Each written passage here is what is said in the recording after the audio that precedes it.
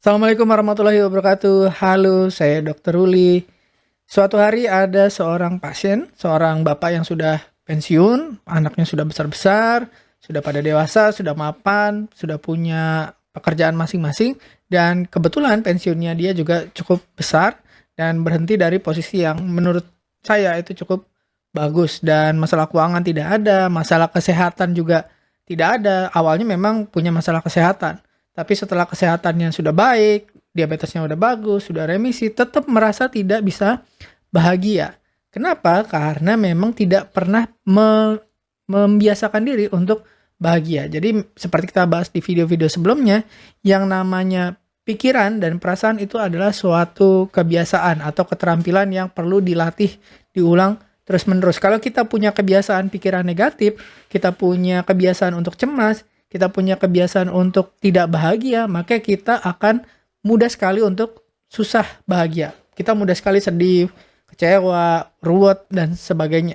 Nah, sebaliknya kalau kita punya kebiasaan yang berpikir positif, kita bisa punya kebiasaan yang sering bahagia, maka kita akan dengan mudah untuk mencapai kondisi bahagia. Walaupun misalkan kondisinya tidak baik, misalkan kita lagi sakit, misalkan kita kena musibah, tetap kita bisa menemukan cara untuk bahagia. Nah, secara ilmiah sudah dicari apa aja sih kebiasaan-kebiasaan yang bisa membuat kita bahagia seketika. Nah, dengan kita tahu kebiasaan ini, kita bisa melatih setiap hari supaya kita bisa terus bahagia. Jadi nggak terus mencari-cari hal-hal yang sulit dikejar atau mencari hal-hal yang tidak mungkin untuk digapai untuk bisa bahagia.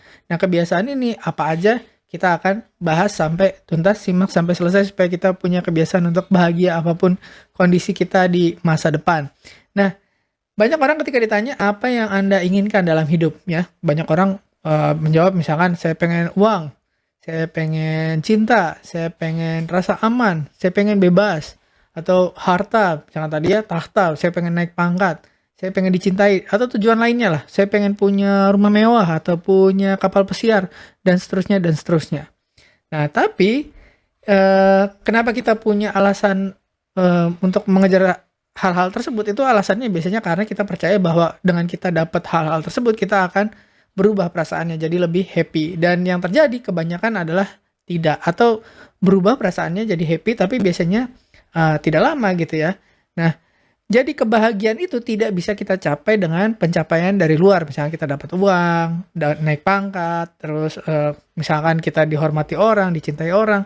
Itu pencapaian yang sifatnya di luar atau eksternal. Nah, dari banyak penelitian, misalkan pencapaian, misalkan uang, anak-anak udah bahagia, kita dapat jabatan, atau mungkin pergi jalan-jalan, bahkan umroh sekalipun. Banyak pasien saya juga merasa bahagia ketika umroh. Begitu pulang umroh, langsung hilang kebahagiaannya, atau bahagia ketika dapat pensiun. Begitu pensiunnya udah dapat, udah biasa aja dapat pensiun, merasa sesuatu hal yang biasa-biasa aja, itu akhirnya kebahagiaannya turun.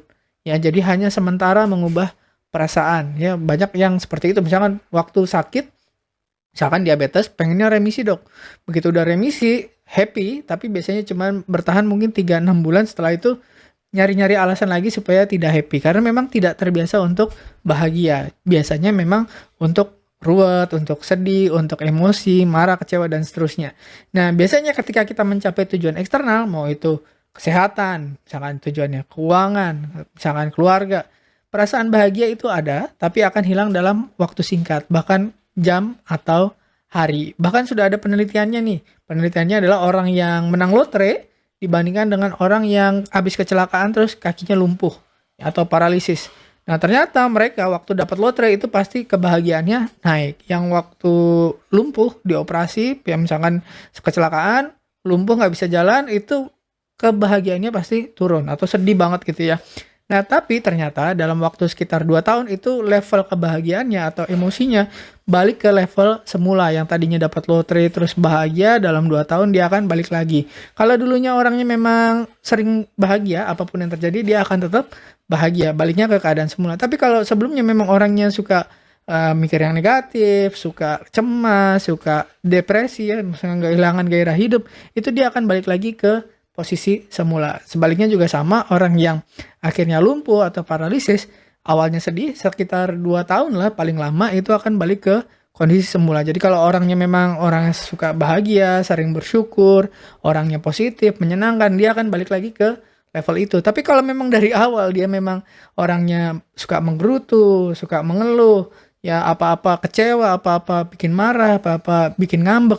Nah, itu dia akan balik lagi ke level yang semula. Jadi bukan masalah kejadiannya, tapi memang karena faktor kebiasaan. Jadi pikiran dan perasaan kita itu kalau diulang-ulang terus lama-lama jadi kebiasaan yang bawah sadar. Jadi kita emang men-setting baseline kita, baseline emosinya gitu. Nah, pikiran dan perasaan kita itu akan adaptasi dengan keadaan, baik itu kesuksesan, misalkan dapat lotre atau musibah, misalkan tadi patah tulang atau kehilangan kemampuan jalan. Ya, pernah juga ada studi pada pasien-pasien dengan gagal ginjal. Gagal ginjal itu mengerikan ya, sampai cuci darah misalkan. Banyak orang takut cuci darah, tapi setelah mengalami cuci darah yang banyak orang tidak tahu ya, misalkan awal-awal pasti kecewa, marah, sedih, nggak suka gitu dengan kondisi cuci darah, misalnya harusnya saya kemarin bisa lebih baik dan seterusnya dan seterusnya. Tapi sekitar mungkin nggak nyampe setahun itu biasanya pasien cuci darah itu sudah mulai bisa menerima, jadi tidak terlalu sedih lah, dia balik ke emosi yang awal. Jadi kalau emang awalnya banyak ngeluh, terus banyak curiga, kecewa, menggerutu, itu dia akan balik lagi kayak gitu. Dan kalau memang orangnya memang positif, menyenangkan, pikirannya positif, dia akan balik lagi ke level yang sama. Jadi bukan karena kejadiannya, tapi karena memang kebiasaannya. Nah, gimana caranya kebiasaan positif bisa kita tanamkan pada diri kita? Sudah ada penelitiannya. Yang pertama adalah gerakan. Jadi gerakan itu menentukan. Ya, jadi satu, fokus kita ngebayangin apa, mikirin apa. Yang kedua adalah memang fisiologi tubuh atau gerakan, termasuk ekspresi wajah dan gerakan tubuh. Jadi kalau orang yang suka mikir negatif, terus gampang sedih, gampang marah, kecewa, itu biasanya mulutnya tersenyum atau merengut. Ya, betul sekali, seringnya merengut. Matanya berbinar-binar atau matanya sepertinya kesal gitu ya, melihat apapun kayaknya marah gitu. Nah, betul, yang seperti orang marah. Terus tatapannya lebih sering menunduk ya, kepalanya, atau ke atas. Ya, betul sekali, ke bawah gitu. Dan bahunya itu lebih sering menunduk ya, atau menutup atau terbuka lebar. Ya, betul sekali. Yang pertama, yang sering menunduk, lesu gitu ya. Nah, kalau kita sering pakai ekspresi wajah dan gerakan tubuh yang membuat kita jadi berpikiran negatif, maka pikiran kita akan terbiasa untuk negatif. Sementara penelitiannya sudah dilakukan oleh Profesor Amy Cuddy di Harvard, yaitu ekspresi dan gerakan tubuh yang sama akan menghasilkan perasaan yang sama. Jadi kalau kita mengubah gerakan tubuh dan ekspresi kita, maka perasaan akan beda. Kalau kita membiasakan posisi tubuh, tersenyum, wajah melihat ke atas, tangan terbuka, yang disebut Profesor Amy Cuddy sebagai posisi Wonder Woman atau Superman, ya, atau power pose, kita bisa mengubah kandungan isi hormon-hormon kita, dopamin, kemudian oksitosin, serotonin itu akan naik. Sementara hormon-hormon yang bikin stres kayak kortisol, adrenalin itu akan turun. Pakai gerakan tubuh dan ekspresi kita senang, kita happy, kita penuh dengan kemenangan, itu emosi kita akan terbawa dan menjadi sebuah kebiasaan. Jadi Dr. Amy Cuddy ini menyarankan kita paling nggak setiap hari 5 menit ya, entah pagi atau sore hari atau ketika mandi pagi, melakukan gerakan seperti ini ya, seperti Superman atau Wonder Woman ya. Terus dilakukan 5 menit sambil mengatakan kata-kata yang positif ke dalam diri kita ya. Misalkan saya merasa saya sehat, saya merasa saya kuat, saya merasa sukses, saya merasa kaya, saya merasa bahagia, terima kasih, terima kasih, terima kasih, dan seterusnya. Itu dengan mengubah gerak aja ya, apalagi dengan tambahan kata-kata pasti akan jauh lebih efektif lagi. Nah, kebahagiaan bukan soal pencapaian eksternal. Kenapa? Karena kalau kita sukses tapi kita nggak puas atau kita nggak happy, nggak bahagia, itu adalah kegagalan sejati. Mungkin Anda pernah dengar ada banyak orang yang harusnya sukses. Kalau sukses harusnya bahagia lah ya. Misalkan miliarder atau selebriti itu merasa tidak bahagia. Bahkan ada yang sampai bunuh diri. Contoh misalkan Robin Williams. Ini dia udah dapat filmnya banyak, dapat piala Oscar, rumahnya mewah, anaknya happy gitu ya, keluarganya bahagia, dikenal orang. Apalagi yang dia kurang. Tapi kok tetap bunuh diri. Mungkin Anda juga merasa pengen nih, saya pengen deh jalan-jalan terus dibayarin ke tempat-tempat mewah, terus ya happy lah jalan-jalan terus. Harusnya kan happy, harusnya kan sukses. Tapi tetap aja bisa membuat Anda bunuh diri. Nah, ini yang terjadi pada chef yang terkenal, selebriti chef yang akhirnya bunuh diri ketika lagi proses syuting jalan-jalan itu. Dan ada juga penyanyi, mungkin Anda pernah dengar band namanya Linkin Park, itu vokalisnya Chester Bennington. Itu juga bunuh diri justru ketika kondisi karirnya lagi bagus, uangnya banyak, keluarganya bahagia, dan seterusnya yang harusnya bisa bikin orang merasa happy dan nggak perlu bunuh diri. Tapi memang karena tidak punya kebiasaan atau habit untuk menciptakan kondisi perasaan atau mengatur dirinya sendiri, akhirnya dia diatur oleh pikirannya. Jadi kita tidak pernah melatih pikiran, tidak pernah melatih perasaan, tidak pernah melatih gerakan. Yang terjadi adalah kita dikendalikan oleh pikiran, perasaan, dan gerakan. Akhirnya kita masuk terus ke pikiran yang negatif. Kemarin kita sudah bahas, semakin sering kita mikir negatif, semakin kita gerakan orang yang kalah, orang yang susah, itu akan jadi kebiasaan. Sebaliknya nih, kalau kita mau melatih satu tadi gerakan, nah kebiasaan yang kedua adalah dengan merayakan pencapaian, atau bahasa Indonesianya mungkin Anda sudah tahu namanya bersyukur. Jadi merayakan pencapaian sekecil apapun itu penting sekali untuk menjaga kita tetap bahagia. Jadi kalau Anda sukses apapun itu, ya dinikmati, dirayakan, atau kita bersyukur, berterima kasih pada Yang Maha Kuasa, Yang Maha Memberikan. Karena banyak orang meski sudah meraih kesuksesan besar, akhirnya tidak merayakannya karena takut membuat orang lain merasa buruk atau dianggap sombong. Wah, sombong, baru dapat ini, terus merayakan. Ya syukuran itu sebenarnya bukan untuk menunjukkan ke orang lain bahwa kita bisa, bukan.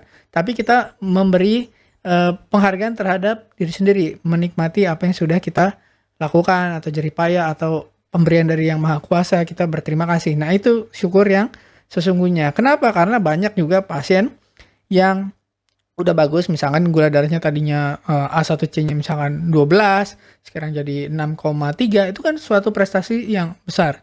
Dan banyak orang yang merasa, itu biasa aja, padahal itu sesuatu yang harus disyukuri. Contoh lain, misalkan, dok saya kecewa, kenapa A1C saya masih jelek?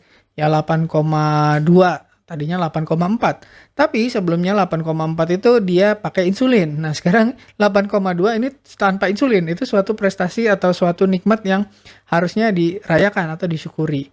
Nah, bahkan kalau dalam agama sendiri, kalau Anda beragama Islam itu ada istilahnya tahadus bin nikmah. Jadi memang untuk berbagi atau merasakan rasa nikmat itu dengan kebahagiaan. Kalau perlu diceritakan ke orang lain gitu, kenikmatan itu. Alhamdulillah loh saya bisa turun, atau alhamdulillah saya nggak pakai insulin lagi. Atau misalkan fungsi ginjal Anda misalkan dari 30 terus naik jadi 48 atau jadi 50, itu adalah sesuatu nikmat yang luar biasa. Padahal kan kalau orang sudah fungsi ginjal di bawah 30 itu tinggal nunggu waktu sampai cuci darah, tapi Anda diberikan kesempatan oleh Tuhan untuk bisa maksudnya jadi lebih sehat atau lebih baik. Atau tadinya misalnya nggak pernah puasa, sekarang puasa, itu nikmat juga. Atau tadinya nggak pernah ibadah, sekarang ibadah. Atau apapun, ya perayaan apapun. Bahkan misalkan sekecil, misalkan kita bisa buang air kecil, bisa buang air besar. Itu adalah suatu nikmat yang banyak orang sebenarnya iri kalau lagi nggak bisa buang air kecil atau buang air besar. Jadi kalau misalkan kita bisa buang air kecil sendiri, buang air besar sendiri, bisa mandi sendiri. Ada orang-orang yang tidak bisa loh. Yang nggak bisa buang air kecil, harus pakai selang. Nggak bisa buang air besar, harus pakai selang. Nggak bisa mandi sendiri, nggak bisa makan sendiri karena mungkin tangannya bermasalah atau stroke atau lumpuh atau apa. Nah, sebisa mungkin apapun yang bisa kita lakukan sekarang, apapun yang sedang kita nikmati sekarang, kita rayakan untuk diri sendiri. Tidak perlu diceritakan ke orang-orang juga nggak apa-apa. Nah, dengan kita sering melatih tadi dua hal, satu gerakan, banyakin senyum, banyakin terbuka dadanya ya, melihat ke atas ya, sambil berdoa, sambil berterima kasih pada Tuhan, sambil bersyukur. Nah, dengan gitu kita akan sering melatih. Yang paling penting untuk dilatih adalah keputusan. Keputusan kita untuk bahagia atau enggak. Kebanyakan orang tuh pengen bahagia aja, butuh momen. Misalkan harus ulang tahun dulu, harus dapat uang dulu, harus gajian dulu, harus anaknya sarjana dulu, anaknya dapat kerjaan dulu. Atau banyak deh, harus fungsi ginjalnya harus bagus dulu, atau harus A1C-nya atau gula darahnya harus normal dulu. Sebenarnya nggak perlu ya, kita nggak perlu alasan khusus untuk merasa bahagia. Nggak perlu misalkan harus jalan-jalan dulu ke luar negeri atau jalan-jalan pulang ke kampung halaman, nggak perlu sebenarnya. Saat ini juga kita bisa bahagia kalau kita mau memutuskan. Jadi tidak perlu alasan. Apapun bisa kita syukuri sekarang. Misalkan, wah saya bisa bernapas. Banyak orang nggak bisa bernapas loh, ya kan? Sulit gitu. Misalkan butuh bantuan, harus pakai selang, harus pakai oksigen dan lain-lain.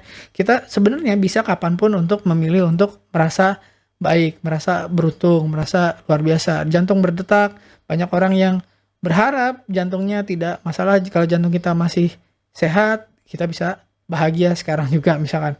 Ya apapun kita bisa cari dari ujung sampai ujung ya. Nah, berada dalam kondisi emosi yang baik, yang selalu bersyukur, yang selalu tersenyum, selalu berpikir positif, itu mempengaruhi banyak hal. Satu, jelas kesehatan. Misalkan tekanan darah Anda akan lebih stabil, gula darah akan lebih bagus, lebih stabil. Nah, tapi juga kita akan memperlakukan orang lain dengan baik. Ketika kita memperlakukan orang lain dengan baik, biasanya orang lain juga memperlakukan kita dengan baik, dengan ramah gitu. Jadi performa kita juga akan meningkat, kita lebih produktif, lebih banyak yang bisa kita kerjakan, lebih kontribusi. Jadi kalau misalkan Anda ketemu dokter yang galak atau yang jutek, nah itu berarti dia di dalam pikirannya itu sedang tidak baik. Kita tidak perlu ikut-ikutan untuk jadi jutek, jadi galak, jadi marah-marah, nggak perlu. Ya, sebisa mungkin justru kita positif. Biasanya dokter yang marahan, yang jutekan, yang suka menggerutu itu akan kebawa dengan kondisi emosi kita. Kita baik, yang lain biasanya akan ikut baik. Jadi jaga fisik kita, tadi gerakan, postur, itu menentukan emosi, juga menjaga fokus kita, banyak bersyukur, banyak mikirin hal-hal yang baik, menjaga fisik dan emosi tetap baik, ya, kondisi yang bersyukur, yang baik, itu menunjukkan kecerdasan emosional seseorang. Jadi kalau kita ketemu orang yang banyak marahnya, banyak menggerutu, banyak mengeluh, itu kecerdasan emosionalnya itu tidak pernah dilatih. Yang namanya kecerdasan itu bukan bawaan lahir, tapi bisa dipelajari dan bisa dilatih terus menerus. Jadi latihlah mental kita dan fisik kita untuk mencapai kondisi bahagia kalau bisa setiap hari. Ya kadang-kadang mungkin ada musibah, ada kesulitan dalam hidup membuat kita jadi emosinya kurang baik gitu ya, perasaan nggak enak atau kesel, marah, dan sebagainya. Tapi sebisa mungkin dari 24 jam mungkin kita bisa misalkan 3 jam, 4 jam yang nggak bagus atau paling lama mungkin 5-6 jam. Selebihnya harusnya kita bisa kembali ke kondisi yang semula. Semakin sering dilatih emosi kita dengan kondisi yang baik, hidup kita akan jauh lebih baik. Orang-orang makin menyenangkan, hidup akan jadi lebih menyenangkan. Jadi perlu latihan untuk bahagia. Ingat, ubah gerak, ubah sikap. Jadi kita bisa lebih siap hadapi tantangan, jauh lebih bahagia, lebih sehat, dan apapun yang Anda hadapi dalam hidup ini akan jauh terasa lebih mudah. Dan itu juga tanda-tanda orang yang beriman. Jadi kalau Anda menganggap Anda orang yang beriman, itu harusnya tetap senyum, tetap semangat, dan tetap berpikir positif bahwa apapun musibahnya, apapun kesulitannya, ada maksud Tuhan untuk membantu kita menjadi manusia yang lebih baik. Terima kasih sudah menyimak, semoga bermanfaat. Saya Dr. Ruli, wassalamualaikum warahmatullahi wabarakatuh. Terima kasih telah menonton hingga selesai. Jangan lupa tulis pendapat Anda di kolom komentar. Saya Dr. Ruli dan saya sangat senang bisa belajar dan berbagi dengan Anda. Salam hidup sehat dan mulia. Jangan lupa tekan tombol like, subscribe, lonceng notifikasi, dan ikuti media sosial kami sehingga Anda tidak akan melewatkan ilmu berguna lainnya dari kami. Sampai jumpa di video berikutnya.